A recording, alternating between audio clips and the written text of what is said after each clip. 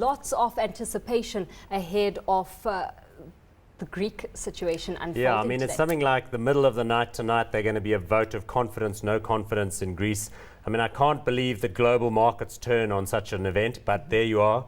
You know, I can remember times like these when the US stimulus package was being voted on in the House, and then it failed, and then the market fell, and then it was on, and then it was off. So you do sometimes get these inflection points. Also in Dubai, I remember about a year ago, we had a similar kind of thing. But it's just as well it's only the Greeks that are voting on this, because I think if everybody in the world was having to express a vote of confidence or otherwise in the Greeks, it would probably fail right here. You don't want Eleni hearing that.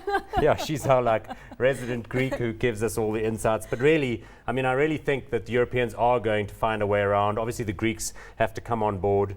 And, you know, they're looking for austerity measures. But I think, as far as I understand, most grown-ups in Greece, you know, the ones that aren't out on the street trying to hit a policeman, they're on board. And it looks as though the markets are rallying now because word must be coming from, I don't know, the caucus and the parliamentary sort of number counting that suggests this thing's going to go through. So we'll see. Well, backing the overall trend on local markets, of course, that coming through and filtering through from the effects of movement we've seen on the global market scene is the movement on SABMiller's share price. And that seems investors not disappointed, but really holding back, because this may well mean that SAB will come to the table with a sweeter offer.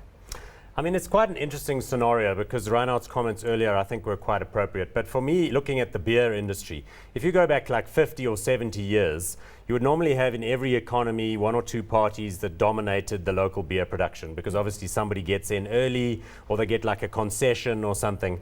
I mean, what has been the effect of the branding in the beer industry over the last kind of 3 or 4 decades is a case where these strong players are beginning to sort of position it as a you know, kind of branded good that you can get excited about and you can have this association with. So I think SABMiller clearly doesn't want to be just an emerging market player. They want to be a global player, and they think they're going to be 2 or 3 of them.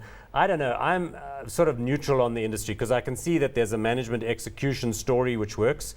But frankly, is this a, you know, part of people's lives that's going to get sharply more significant, you know, as compared to, say, you know, healthcare or telecommunications or using your cell phone or like, you know, using different other material goods. For me, beer drinking is something which you can kind of do about as much of as works for you, and then you stop, right?